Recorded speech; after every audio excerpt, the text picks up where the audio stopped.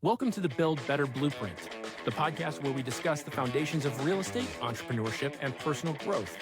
Join Christian Cardamone as he shares insights, strategies, and stories that will empower you to level up your business, your lifestyle, and your impact. Let's build a better blueprint for success, starting now. Hey, thanks for tuning in. This is Christian Cardamone, and this is the Build Better Blueprint. This morning, folks, I've got a real treat for you. I've got a buddy of mine, Mr. Tim Woodbridge. Tim embarked on his real estate journey in December of 2019, acquiring his first mobile home park with two partners. In just a few short years, Tim has grown his portfolio to include 15 mobile home parks, totaling 544 pads, a 34-unit apartment complex, and a 26-space RV park. Tim specializes in value-add mobile home parks and takes pride in transforming communities and enhancing their value and creating long-term cash flow for his investors. His first mobile home park serves as a prime example of his strategy's success. Within 14 months, he doubled its value, refinanced to return all investor capital, and retained the asset for steady income. Similarly, he sold his third mobile home park at a premium, delivering 2x returns to his investors in 15 months. So prior to entering real estate, Tim worked as an RN for over 8 years, bringing the same care and dedication to his career as he does now, improving affordable housing communities. He earned his BS in nursing with a minor in biology from Northern Arizona University, and Tim's passion lies in providing stable, affordable housing while creating exceptional returns for his investors. He's driven to scale his operations and continue building communities that both benefit residents and stakeholders and Tim. So, ladies and gentlemen, that's Mr. Tim Woodbridge. Thanks for joining us, Tim. How are you, man? Good. Thanks for having me, Christian. Really appreciate it, man. Yeah, dude, my pleasure. I love this bio. I love that you have like a healthcare kind of background. So it shows like, honestly, that's like where your heart and your passion is. But you've translated that to real estate, which is the greatest industry in the world, in my opinion, other than healthcare. And you have done a tremendous job here building just a freaking monster portfolio. I had a mobile home park in Florence that was 61 spaces, had it for 2.5 years, almost killed me. I could have used an RN. Florence is a tough market. Florence is tough. It is. Dude, it was I could have used an RN throughout that ownership period. But so I want to hear about your story, man, because you are clearly better at this than I am. And this is just a great story. And I'm looking at your asset list. It's all over the country, dude. So tell us a little bit about Tim and how you got on this path from helping people, at the Dodgers office to on their spreadsheets and in their portfolios. Yeah. So first of all, like really we concentrate on owning in the Southeast.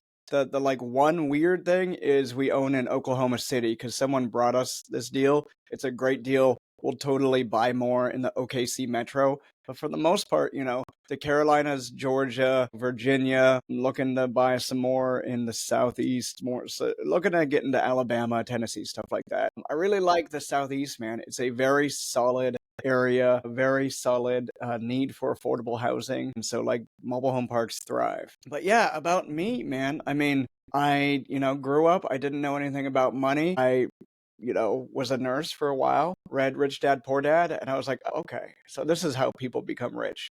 And like, that was my whole driver. There wasn't any altruism. There wasn't any like, I'm going to change the world. It's like, well, this is how I'm going to get rich. And over time, over the last 5 years since I bought my first, it's become a lot bigger than that. It's become bigger than me. And it's really cool in that it's like, okay, like, well, I can become rich and I can improve communities and I can solve problems and I can make a ton of money for investors. And it's like all these things, it's like more meaningful than just me.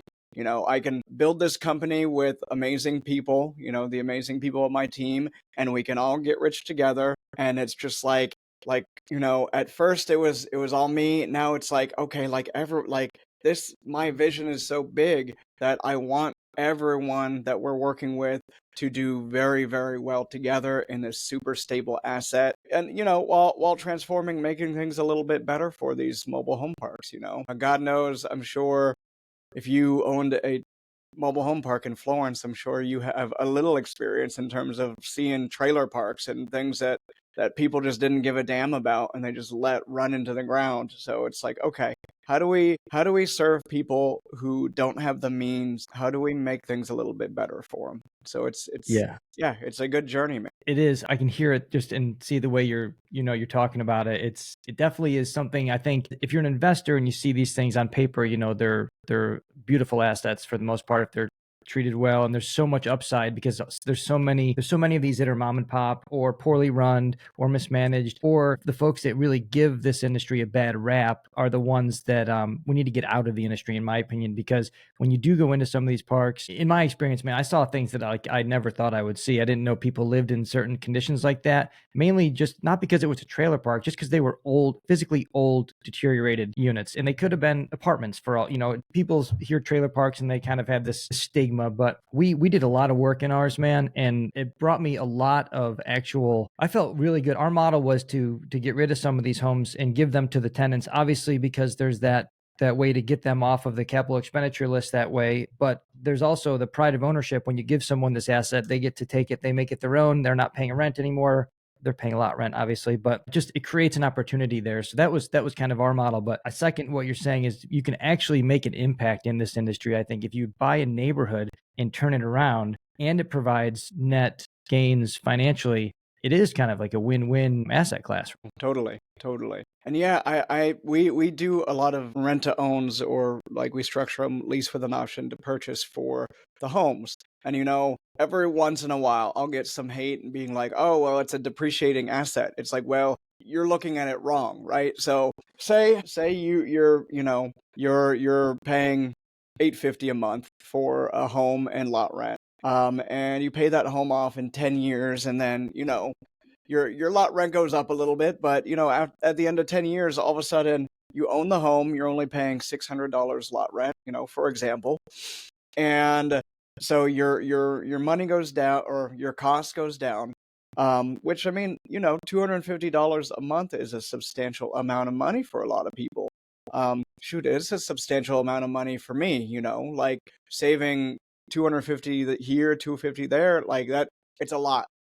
So it's like plus, they have this home that they own that they can do whatever they want. Maybe they don't want to live there anymore. Maybe they want to move out and then rent it and make a little bit of money. And maybe, nothing crazy, but they could likely make, probably a good 350, 450 off that home, just by renting it out. So there's all these opportunities that people, at first glance don't see. And it feels really good. I remember, okay, so in our first park in 2020, COVID hits, and Legacy Home says we'll finance these homes to park owners who got vacancies. And so we brought in 7 new homes, and I did a lease with an option to purchase on these. So it's basically like a wraparound, right? So they pay slightly more than me for slightly longer than me. I want to say I'm paying it for 10 years. They're paying for 12 to 15 on these homes, whatever made it affordable for them. But like it, I remember getting one guy in, and at the time, so this guy had friended me on Facebook. And this was my first park, so I'm doing everything, right? So like I don't have the systems like I do today. But he friended me on Facebook, and I just happened to see a post of his saying like, I didn't think this was ever going to happen, but I'm so grateful to God for allowing me to own this home. And, it's stuff like that. It's meaningful. It's not an everyday thing, but it reminds me that I'm, making a bigger impact than just on myself and my family and our financial future. Just like doing a little bit of good out in the world. It's, stuff like that, I believe, compounds. So I'm a firm believer in doing good and putting it out there. I love that, man. That's true. That will come back in spades down the road for sure. And that's the beauty of this industry is you can create a win-win. If you're a good landlord and a good operator, then yes, there's a situation where, as cliche as it sounds, everybody can win. So I'm curious to know, like, if someone's listening to this and they say, dude, Tim has 544 pads. Why should I invest in mobile home parks? How can I get started in investing in mobile home parks? And tell us like what your blueprint was basically to start this. I mean, you don't just show up and say, I guess I want to buy a mobile home park today. And maybe you did. And Kinda. now, so tell us your map to get to where you are today. Because in 5 short years, man, this is a monster portfolio. So if someone wants to follow in your footsteps, give us the play-by-play. Totally. So first I want to say, and this is nitpicky, and I don't mean it to be nitpicky, we did just close something in a 40 unit in Sumter a few weeks ago. So what am I, 16 parks, 589-ish pads? Nice. Nice. I only say that not to be nitpicky, but because I'm proud of it. It's a great park, and like we're doing things, we're taking stuff down, we're making it happen, and I'm very proud of the team that I have. So how to start? So the way I did it isn't really how I recommend, but I don't regret it, right? So I learned about real estate. I listened to Bigger Pockets. Brandon Turner was just talking about mobile home parks with Frank Rolfe, and I was like that interests me. That excited me. I couldn't super put my finger on it other than like, okay, like I had been looking at all these different real estate things, and I was like, yeah, I like this. It's, lower expense ratio, you got stickier tenants, and it's a little weird. It's a little bit different. When everyone's going to single family homes and apartments, how about I go to mobile home parks? And so yeah, it excited me. I found a park on mobilehomeparkstore.com. And Frank plugged that because his partner Dave runs that site to the best of my knowledge. Mhm. And yeah, it was for sale by owner in small town South Carolina. I still own it. I like the park, and I called the guy, and I was super nervous, but I called him, got the voicemail. Didn't leave a voicemail because I to this day still hate leaving voicemails. But I texted him, and I was like, "Hey, I'm not sure if I have the right person. My name's Tim. I'm interested in buying your park." And so he called me back, and I was nervous, but through the conversation, I was like, "Oh, he's just a guy. He's a retired pharmacist. I'm a nurse. So like we got a little common ground, and he wants to go spend some time in Chicago with his daughter and his grandbaby. And so he's like, every month he's going to this park to read the water meters, if not at least once a month, if not more. So like he just that was his problem. So he wanted a crazy price, which, side note, anyone who gripes about people wanting crazy prices, like, own some stuff, and then you'll be in the same boat. Then I want crazy prices for all my stuff. I don't gripe against anyone. I get it. Yeah, for But sure. so yeah, I showed him how I came to my numbers, and it was pretty simple back then. But I was like, I can't pay because it's only, here's this value. And he said, no, I can't do that. I can't do anything less than this, that 250, right? $250,000 for 36 lots back in 2019, Oh which is my gosh. crazy. But I mean, Yeah. the lot rent was 125, so Yeah. whatever. Yeah. But yeah, I mean, it was, so he said, I can't do anything less than that. And I said, if I can buy it for that, will you sell it to me? And he said, yes. And I was so green, I didn't even have a second contract. I only had a contract with my number on it. And so he could have said, well, to hell with this guy. But he's, he is a very good guy, and a very, he sticks by his word. So long story short, we bought it. There was a lot of like difficulty finding a lender because I was new. I had no real estate experience, and there's only 10 of 36 occupied. The seller he grew up with a guy who's a vice president of a local bank. So that guy eventually gave us the loan. I Beautiful. had the seller carry back 50,000. And then my partner brought 25. I brought like 6,200 or so for closing. But yeah, so that was how I did it, right? And then I figured out how to run this. I figured out the ins and outs. I did everything myself for a long time. And then little by little, I hired a bookkeeper. Then I hired a back office property management assistant. Then I hired a local community manager, and just systematized it. But I could do that because I knew the ins and outs of how to run it. And then, yeah, from there you get your second and third and fourth and so on and so forth. What I would say to people like who are new now, say provide value to someone who is where you're at. Like, I'm working with like a solid group of like 6 other people. And one of those people is someone who just said, hey, like I love to underwrite. I love it. And I was like, sweet, this is our need. We're putting out offers, at least 3 LOIs a week. I want to ramp it up, but like, this is what we need. And so what she did, she came and she's just providing value with no like expectation of anything. And like, because of that, so she's relatively new with us, but she is so good. She has provided so much value that my partner Matthias and I, who are like the head of 2 of the partners of WCG Investments, were like, okay, how do we get Tori into this deal? So she has provided so much value. How do we get her into this deal with, and really get her paid? So she doesn't necessarily need equity, though. I mean, we'll give her equity, but like, how do we also get her paid so she can maybe pull back from her job if she wants to? So it's like, okay, like this is our new puzzle. How do we take care? And you should have seen the rabbit hole I went down with ChatGPT. Like, how do I make sure everyone on my team's getting paid $120,000 a year from real estate? It's like, well, Mhm. based on what you have now, based on the asset management fees you're taking now, based on the acquisition fees you're taking now, this is what you need to close in the next 12 months. And I'm like, that is realistic. So he said, he said $17 million of assets in the next 12 months in order to get everyone paid. It wasn't exact, but it was close to that. And so it's like, okay, this is great. Like, this is a new problem I have, or the new puzzle I have. And I love it. It's not just how does Tim continue to make himself rich? How do I make this amazing person who has provided us so much value? How can I pour into them? How can I make it so they're living a dream life that they want to live, whatever that looks like? Dude, that's amazing. I'm just like taking notes when you said that, because that's the, as the CEO or the leader or the boss, it's your job to cast the vision, but it has to be big enough to fit everyone else's dreams inside of it. Otherwise, no one will stay with you. Otherwise, it's just the Tim show, and no one, that doesn't last. But those are like just employees versus team members. So to look at it through that lens and to actually go as far as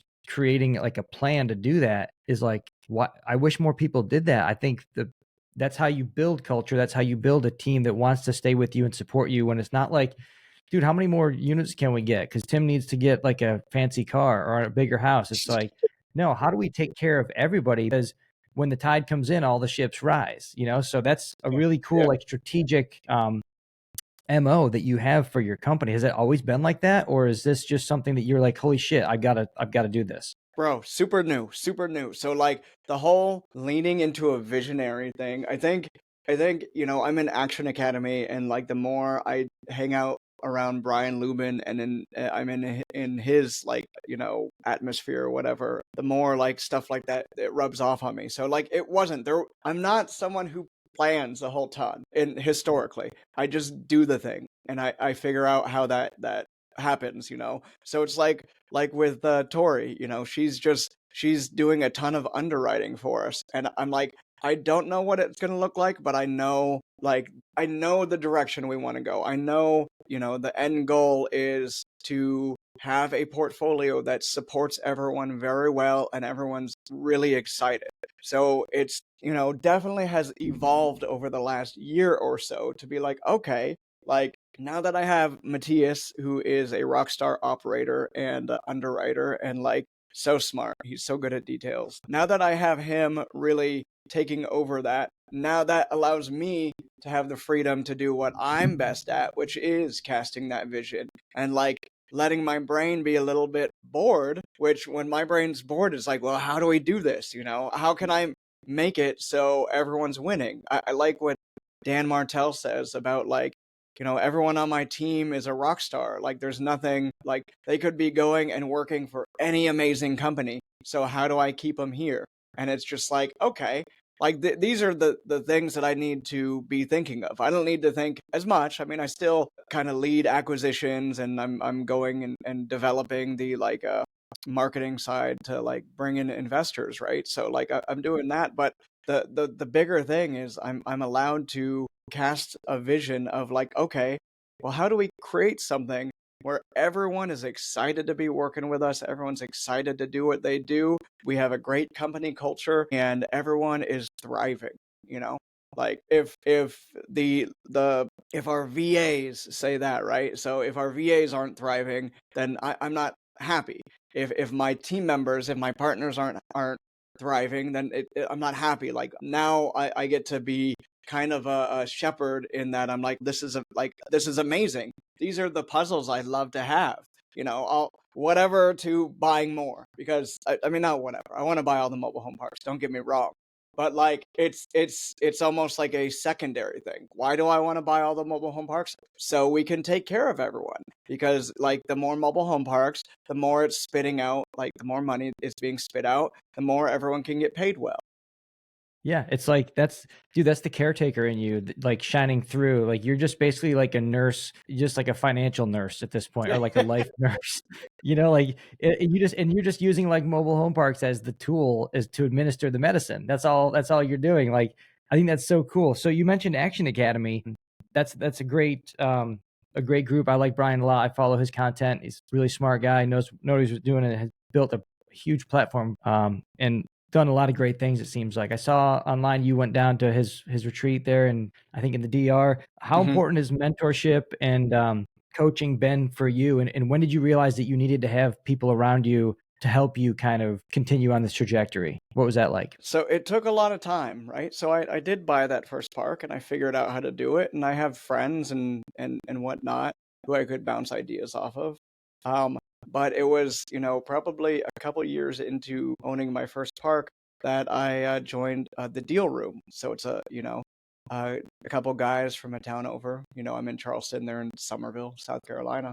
And they put this together. It's all about multifamily and like syndications. And so my partner on the first park joined it, and I'm always skeptical. I'm like, I don't know. That's that $350 a month. That doesn't sound right. What value am I gonna get? And he joined it, and he was like, yeah, like I'm getting a ton of value. And so I joined the group, and I got the same. A lot of interesting ways on how to structure things. A lot of good ways on how to take things down. Yes, I got sidetracked a little bit and, got a 34 unit apartment building, which I love because it made me realize that I want to continue doing mobile home parks only. There's a lesson Anyway, there. so yeah, it's like being around the people who are doing the thing. And then, I started providing value to them. I started running like sprints. So like deal sprints, meaning like, okay, I'm leading up a group and we're all like discussing big things that move the needle. And so I'm just helping newer people. Again, that was a that was fulfilling to me because I was helping. So because I did that, they're like, well, we'll give you your membership for free. And I said, okay, well, $350 a month isn't life changing to me at the moment. So how do I take this and increase, how do I take this and level up? So I joined Action Academy and, same thing, being around people, both groups are great, just in different ways for different things. And the more I was in Action Academy, the more I'm kind of wired to provide value if I can. Oh, I do have this experience. So this. And, Brian put out like, there's asset class experts. So there's like ACEs, right? And so he asked me to be the mobile home park one. And so I am that. And so same thing. I don't pay for Action Academy anymore.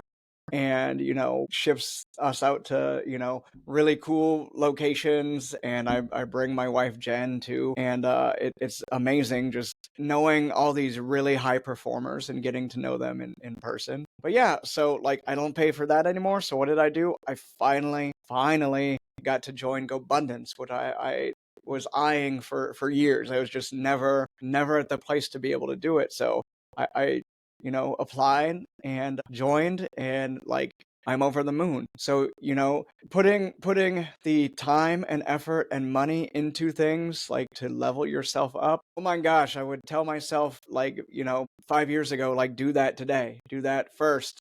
And then like it has led me in such good directions. Yeah, that's so cool though that you parlay these wins, you're stacking them as you go. Like you're not just the guy who's like, "Oh, thanks, I'll get in for free," and then just take.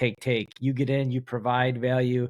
That has so far been a staircase for you to step up to bigger and more valuable communities or pools to be a part of. And Go Abundance, I have been just so excited to be a part of this group. It's just been like a year for me now, pretty much. The folks that we're rubbing elbows with, that we have access to, that we speak to, that just we get to interact with, they provide. It's like they come from contribution. It seems like so everybody in this organization just wants to do the same thing, which is help others succeed. And I just think that's so cool that's why part of this podcast is just to tell people about the power of coaching and mentorship, because I just wish everybody knew about it. And I wish I knew about it a lot sooner, because for me, it was always, it's expensive. I don't want to pay for friends. I don't want to do this, that. And really all you're doing is you're just like compressing time and buying mirrors to see around corners and see what's ahead, in genuine relationships. So it's just funny how that is, right? Well, I've definitely thought of this. I have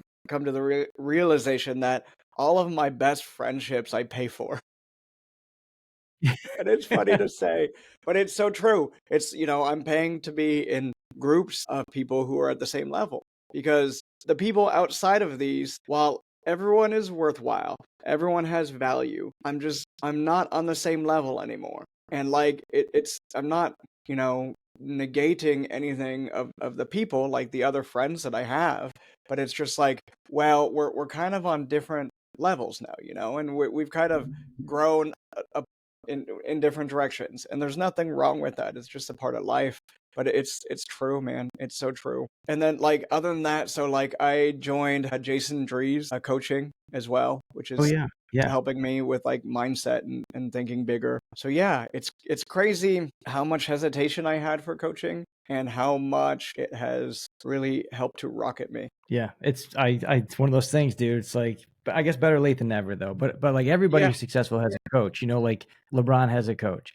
People have like fitness coaches. They have health coaches. They have sleep coaches. I mean, dude. So I mean, it can get a little overwhelming. At a certain point, you actually just got to do the work. But it's funny you say, you all your friends that you pay for, but in reality, you're just paying to like get in the room. But the yeah, friendships yeah, yeah, are, in my experience, they're organic, and they're because of your personality and who you are, and the value you provide. But yeah, sometimes you got to pay to play just to get into the room. Then from there, it's up to you. Because just because you're in that room, if you're an asshole, it doesn't mean you're going to make a yeah, lot of friends no matter how much yeah, money you yeah, have. yeah. Well, what do you mean you're Yeah. not friends with me? Look at my balance sheet. It's like, bro, come on now. That's funny, man. So I got a couple more questions. So I'm curious. I'm big on like routine, habits, mindset. Tell me, like, what are your kind of daily non-negotiables for what you're doing to stay top of your game, building, trying to keep this vision cast and in front of everybody? Yeah. So first of all, like I was just in Japan for 3 weeks, right? And like I'm good at routines when I'm at home. It's a lot harder for me to eat well and exercise every day when I'm traveling. So like one thing I've realized is to give myself a little bit of grace and like, okay, if I don't do it, like I don't suck. I just need to build better systems. But yeah, I like to work out 4 days a week. I eat well, I track macros, stuff like that. Definitely, I give myself like a break, like a rest time if I'm feeling fatigued instead of just pushing through. This isn't always. I definitely want to keep pushing sometimes, but my wife is really good at helping me like, let's take a walk. Let's just go outside and take a walk and talking with her and just kind of or getting myself out of the weeds really helps sometimes. Yeah, Um totally.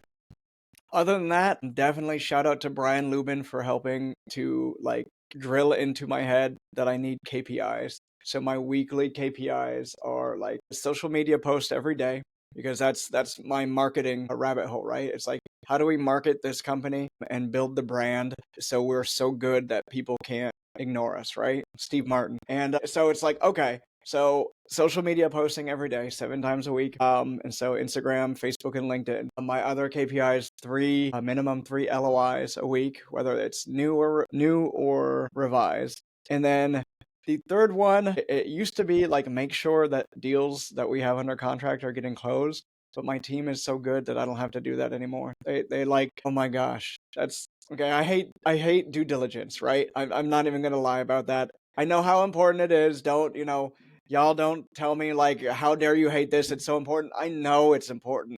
I just hate doing it. So we have a partner who thrive. We have two partners actually who thrive at it. So anytime we get a deal under contract, they have great processes. They take care of all of it. They make sure that it gets closed so we can focus on, capital raise and going for new deals. So anyway, my third KPI likely will be when I have the flywheel set up a little bit better, will be investor calls, just talking with people. I can do it like in my sleep. I can talk why mobile home parks are so good. I can also talk with people and see why it's probably not a good fit for them.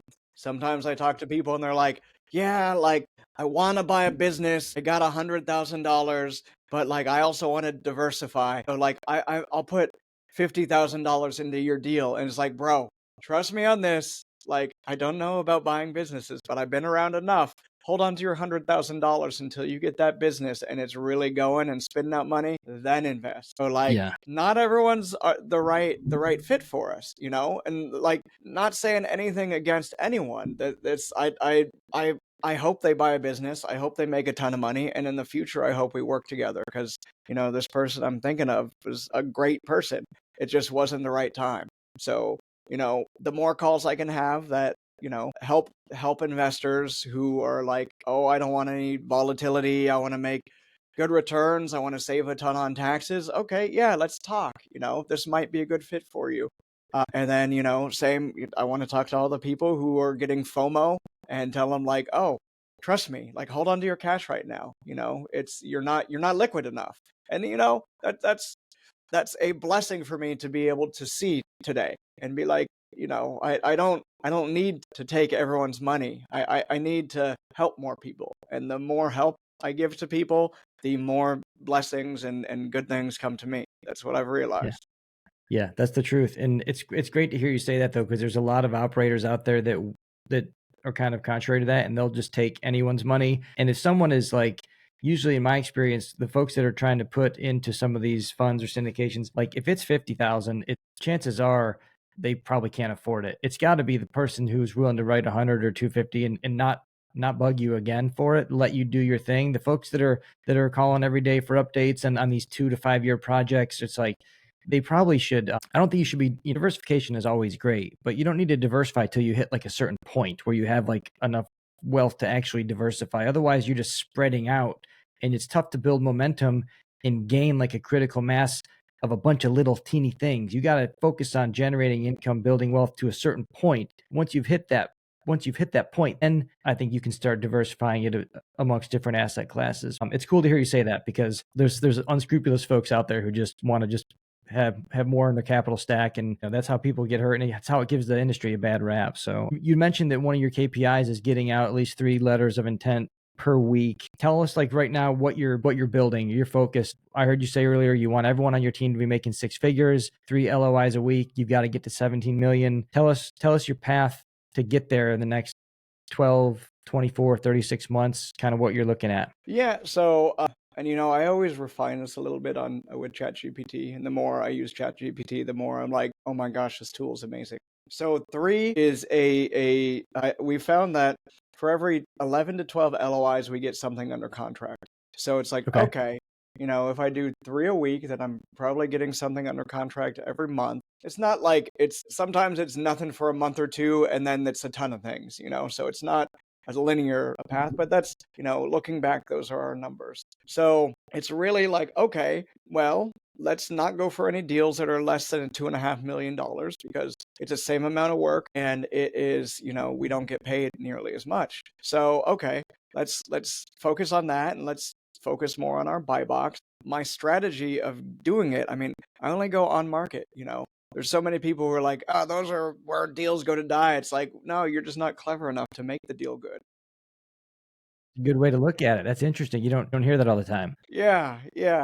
So, I love working with brokers because they've already talked to the people. They already have the relationship and they're looking out for their client's best interest. So, like, I have good relationships with brokers, and so they know that I'm not a jerk who's just coming in to like, oh, 50% of ARV or whatever BS that is, right? It's like, no, bro, like here's how I offer. And so everything's based on 2x equity multiple for investors over 5 years. Sometimes it's, it's usually cash flow and appreciation, how much it is. I don't know. It varies, but it's 2x. I want to double someone's money. That's simple to understand. So the brokers I deal with, they know that that's what we're doing. And every time I put out an offer, like so, Matthias or Tori, they underwrite it and they underwrite it meticulously. And so they let me know how much can we pay cash at close. And like, that's the metric. The metric we're looking is investor returns. We're conservative and we look for investor returns. So like they give me the analyzer, and that's the first offer that I'm putting in my LOI, the cash at close. The second one, I create a new analyzer and I say, okay, let's mess with these numbers a little bit. I'm good with creative. You said you were in a band earlier. I got a guitar and a bass up on my wall right now. So I'm a musician too. Yes, I love it. So yeah, I'm bringing that creativity in. It's like, okay, well, let's see if they gift some equity back into the LLC. They gift 19%, so they don't have to sign on the loan, and they get 2% interest only. Low interest only payments for 5 years. How much higher can I give it? And it's usually like, okay, we'll say it's 3.5 million for all cash at close. Maybe it's 3.7, 3.8 for that, or more for seller equity position. So they get, a big chunk at close, and they're holding back 19%. And then I create a whole nother analyzer, and I do like a complete seller financing. So let's say they're financing 90%. I'm raising 10. And we're going to do, whatever interest rate between 2 to 5 to get them a higher number. And so there's this, and then higher, and then higher. So it's like, here's what we can do. The brokers know that I'm not doing things just to be a smartass. Like, I'm doing things that legitimately we can close on. Here's where it is. Here are the solutions that we can provide. And I hear no all the time. Don't get me wrong. I hear no from my friends who, I consider the brokers friends. They're just like, nope, it doesn't work. Okay, cool. I hope they get their price. On to the next one. But yeah, it's just consistency. Putting that in. And when I hear no, it's like, okay, can I follow up with you in a month or two? See how that deal's going. Most of the stuff we get comes back. I was just talking to a broker who I put an offer out in January of last year. We didn't go under contract until October, and it was just following up. We dropped it because it was a lot of it was the epitome of lack of financial clarity. Those mom and pop owners who's like, oh, I think I made this much, and then I think I made this much. It's like, oh, we can't do that, bro. But yeah, it's a follow-up game. It's a relationship game. It's being nice where people want to work with you, being easy where people want to work with you, and just building that relationship and keeping it in the game. Yep. That's where actually, you make a good point. Some of the on-market stuff, there is value to that. If you have a broker who's seasoned, who knows the business and the industry, can help a mom and pop piece together like forensically financial package. Because sometimes the trouble is if you go and find these things off market, and you're like, dude, I found this greatest freaking deal ever. It's mom and pops, and it's, they have no idea what they've got. Lot rents are $100 a month, but there's like no bookkeeping or anything like that. And that's very common, but sometimes it's because you need to be like a math whiz to kind of put this together, and see where is the money going? Is the money actually even coming in? Is it, is it getting displaced? Is someone stealing it? Is it going into the units? Like, there's just so many, it's a science project pretty much. So to have a broker be a friend to put it together for the sake of the deal,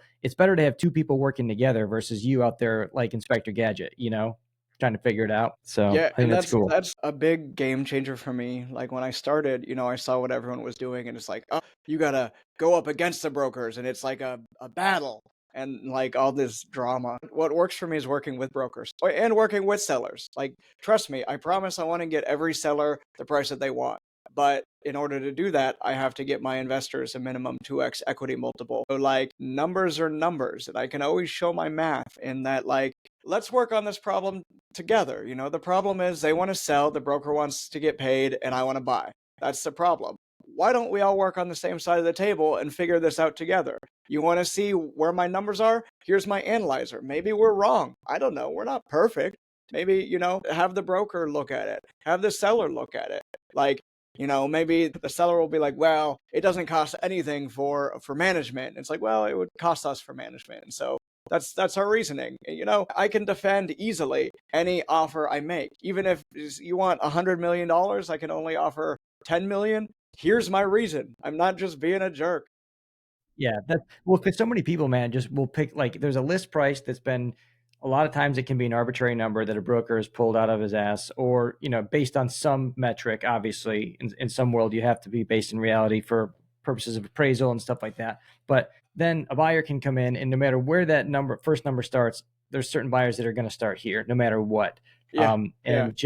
And so closing that gap is always the challenge. And that's where the nuance of negotiation and being a deal maker really gets to shine. When you have data, you have substantial evidence and proof of how the park can operate, on what terms and what's realistic. It's tough to argue with that. And then if it's a realistic seller who actually wants to sell, then you can make the case, and then boom, you've got a deal, like you said, where everybody wins. But then there are people who are just like, this is my number and I'm going to wait for some schmuck to come give it to me, then at least, we're not going to hitch to that wagon, because this is just going to be a fruitless endeavor. But the ones where you do work to get them, they're that much better. Yeah, I definitely, everyone who says that to me, I'm like, man, I genuinely hope you get that. It'll make me smile. I promise. It's like, okay, good. Because, if someone comes and gives you that crazy number, like, take it every day of the week, and then, we can laugh about it. Like, good for them. Good for them. Yeah. I hope it. But,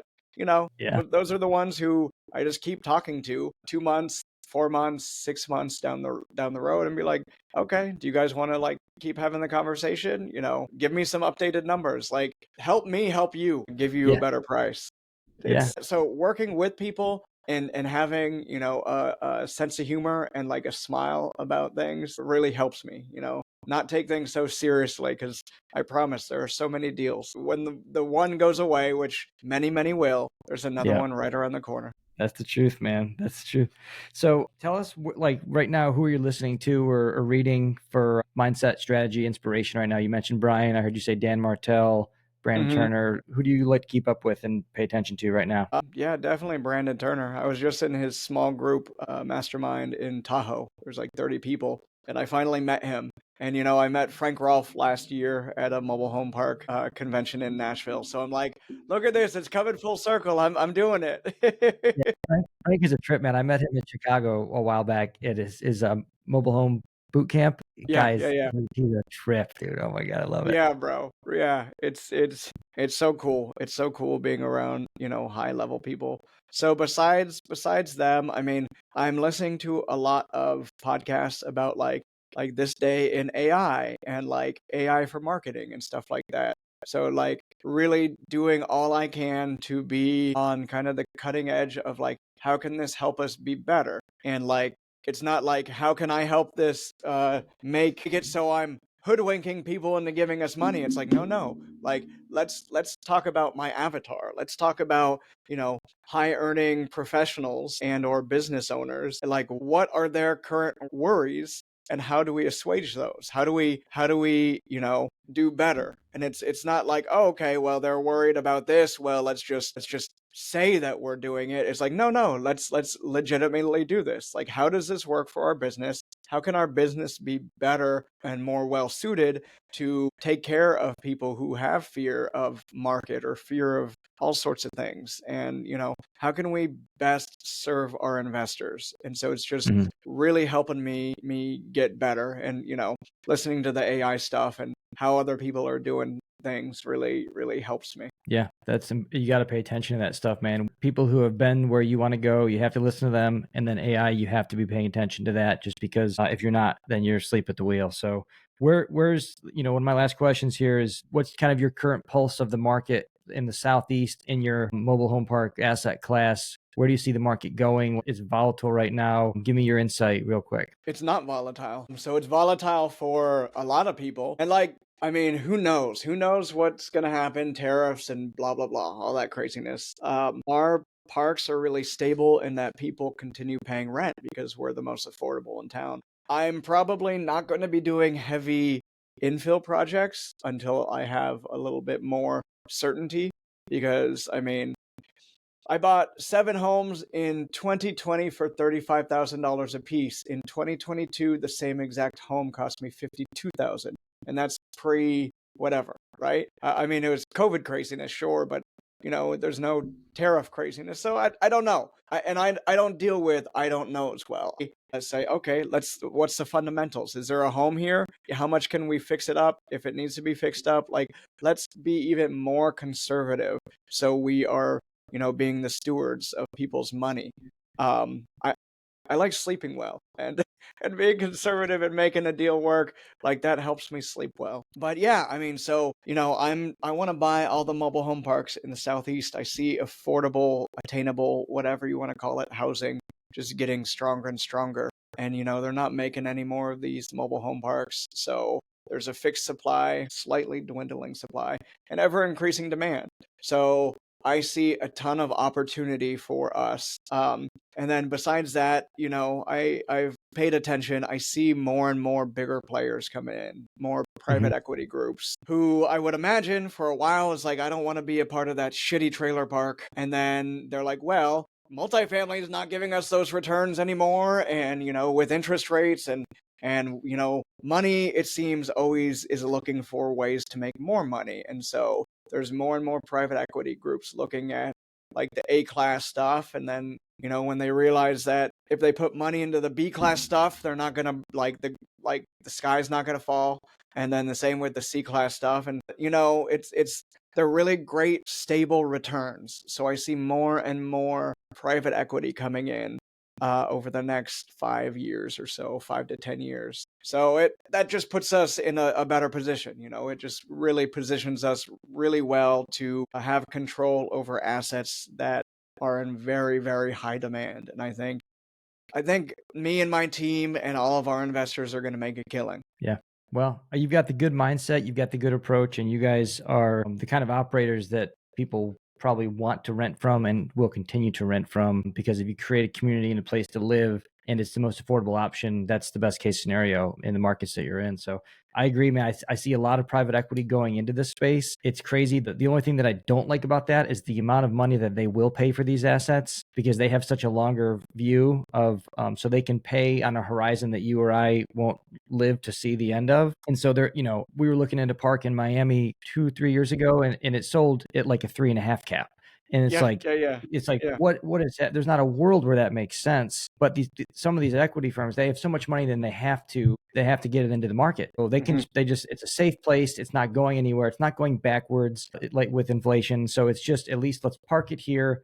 They can roll it, exchange it at some point. But I think that's going to open up more opportunity for some of the smaller parks. And when I say smaller, I'm talking like 100 units and less, which are still big parks for us. But a lot of those private equity firms and stuff like that, they're not even touching these things unless they're 1, 2, 3, 400 pads. So, yeah, dude, lots of opportunity. Unless I know we're probably going over your time, and I nerd out on this stuff. I enjoy it, right? So unless you're bundling stuff, so like the big goal that Matthias and Vinny, our other partner, and I are shooting around is like, okay, let's get all of these that we can in kind of a similar area and really build a business. So, we have our own, everything's in-house. Everything we do is in-house. So we have, how do we buy all of these and then sell them at a premium to one of these big operators? And like, maybe that's also, how do I partner with one of my friends who's, one of my many friends who have a ton of mobile home parks who got $100 million plus? How do we partner together and have a big exit with one of these bigger firms? Like, yeah, they don't want anything less than 400 units, but maybe they want 400 units in like 5 or 10 parks in the same city. That's all like stable and run by, one group and has like all that same systems going on. So totally. Yeah. Maybe, dude.